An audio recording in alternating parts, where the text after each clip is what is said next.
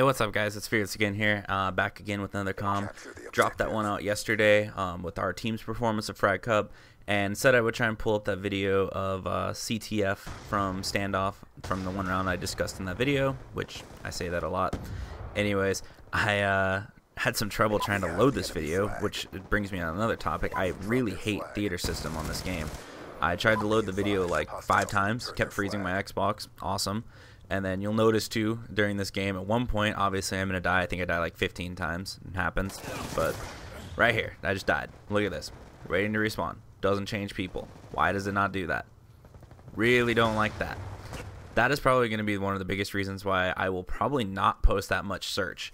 If you guys really want search, then leave it in the feedback, leave it in the comments, tell me you want search, and I'll figure out a way. I mean, I'll change players if I have to. I'll cycle through and spectate the other team if I have to when I die, or I'll just try and go like 15-0, and that'll be probably better, right? If I just go 15-0, and then that way you guys don't have to worry about spectating anybody else, and it's just me. And the other thing too, they don't have round-ending kill cams. Theater system was really bad for MW3. I mean, like, it was horrible. It was glitchy. You'd pull a flag and it would still say it's at your base. You would already break a window or something, and the window would be solid, and you walk through it. I mean, it was pretty bad. It was one of the worst theater systems I'd ever seen. But I have to give them credit that at least they spectated the people when you died. It showed who you were spectating.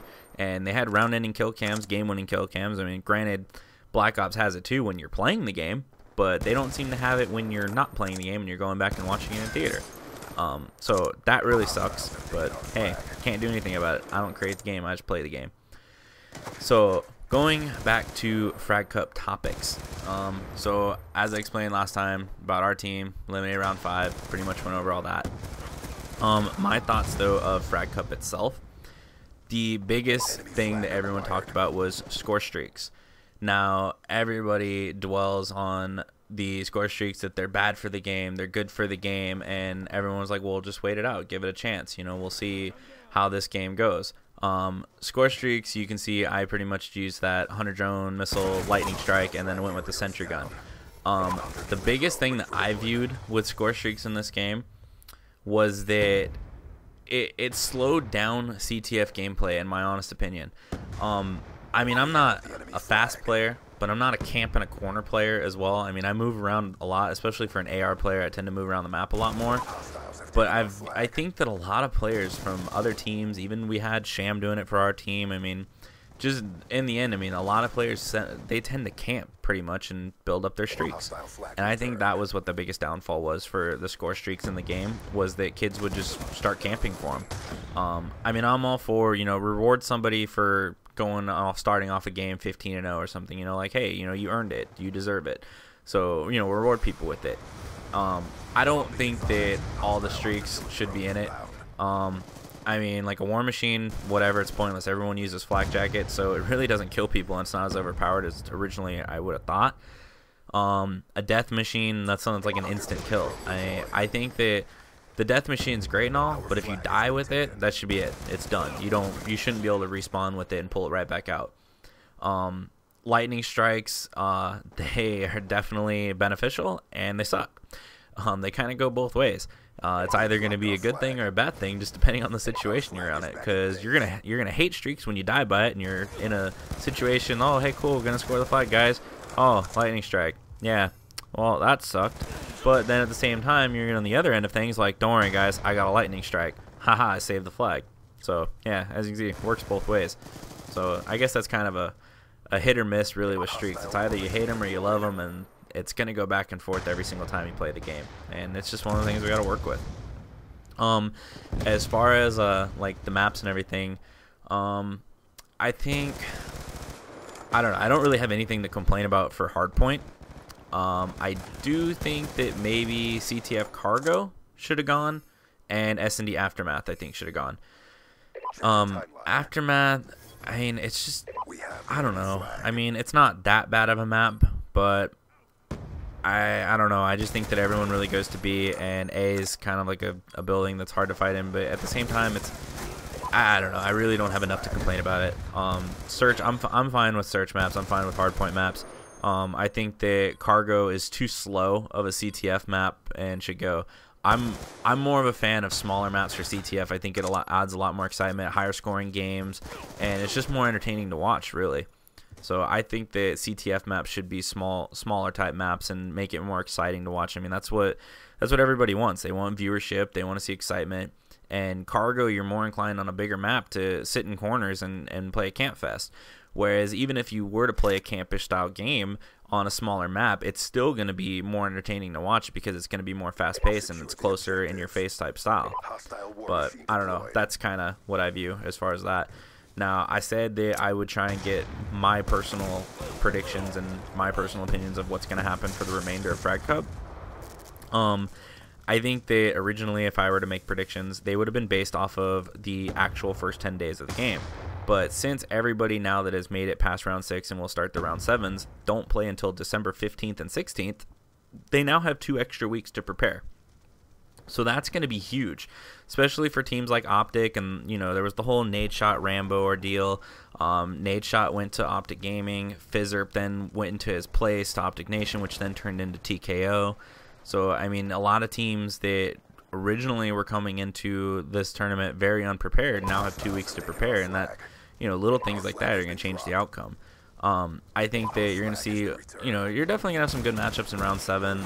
Some top AM teams that are probably not going to get the credits that they deserve, and probably not for me right now either. But and I definitely do not underestimate any team that I've ever played. I don't care if it's Ghillie Suit Gary, which that has to come from my buddy Epi, was the one that originally started saying that around me. I think it was like Epi and Breezy used to always say that. But nonetheless, I don't underestimate Ghillie Suit Gary, and I don't underestimate like Proofy or anything. I mean, everybody always has a good game and everybody always has a bad game. You never know when you're going to run into the good games, and you never know when you're going to run into the bad games. So you can never hold yourself out in any matchup you ever play until it's over and you win or you lose. But I think that now, this of course assuming that all of these teams win their round 7s and the round 8s, etc. I think that the highlight matches to watch out round 8 should be Obey versus TKO and Optic versus Fear. I love Sharp, obviously, from Fear, but I think that now that Optic's going to have 2 weeks to play, that I think that they're going to win that match. And the same thing goes in the Obey versus TKO match. I think originally Obey probably would have, I don't know if we would have viewed it as an upset or not, but I think they would have originally beat TKO, and I think that now that they have 2 weeks to prepare, that, you know, TKO is going to win that matchup. Going into some round 9 matchups, again, this is assuming they get this far, I think that you'll have Envy versus Juked. Twisted Method versus I2, and I2 is the team that knocked out FaZe. They are amateur players as well, and right now I'd say that they're probably one of the top AM teams out there. Then you'll have Quantic versus Takeover and Impact versus Optic. I think that Envy is going to beat Juked. Not saying it's going to be easy, but I definitely view them advancing. I think that Twisted Method will be too much for I2.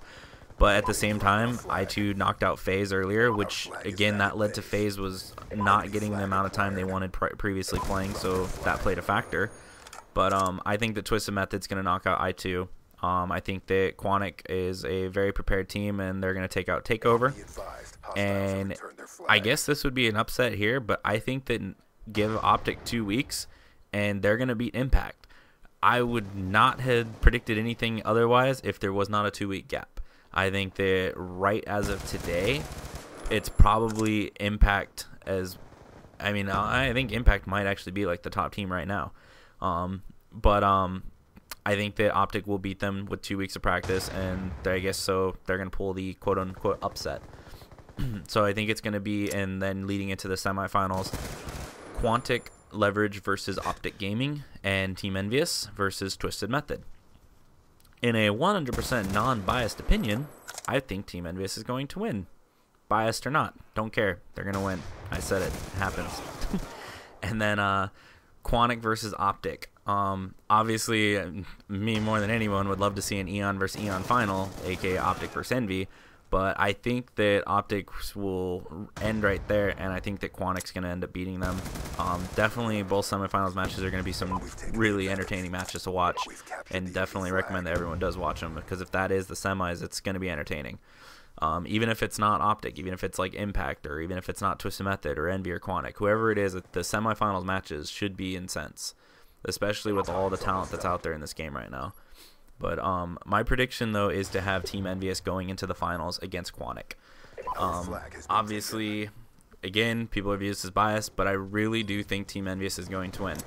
Even if I was not a part of Envy, I would be picking Team EnVyUs to win.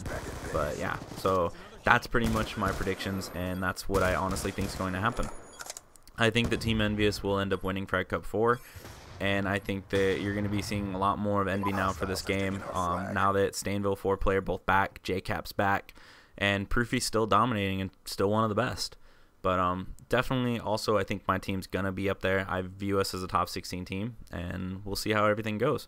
So that's my predictions. That's what I think. And the only other thing I think is that you guys are the best. So hope you guys liked the video. Hope you guys are enjoying me getting into commentaries again. And yeah, leave all the feedback you want. Like the video, all that stuff. Take care, guys. Peace. Hey, what's up, guys? Hope you guys like this video. Be sure to let me know in the comments and everything who you guys think you're going to win Frag Cup 4 and what your opinions are of everything as well. Try and interact. I'll be sure to respond to everything as much as I can. Upper left corner, that's the last video I did. Dropped out the other day. That went over our team's performance from Frag Cup, and in the upper right corner, got my class setup video. So be sure to check those videos out, guys. Give them a like. Follow me on Twitter. And thanks for all the support, guys. Peace.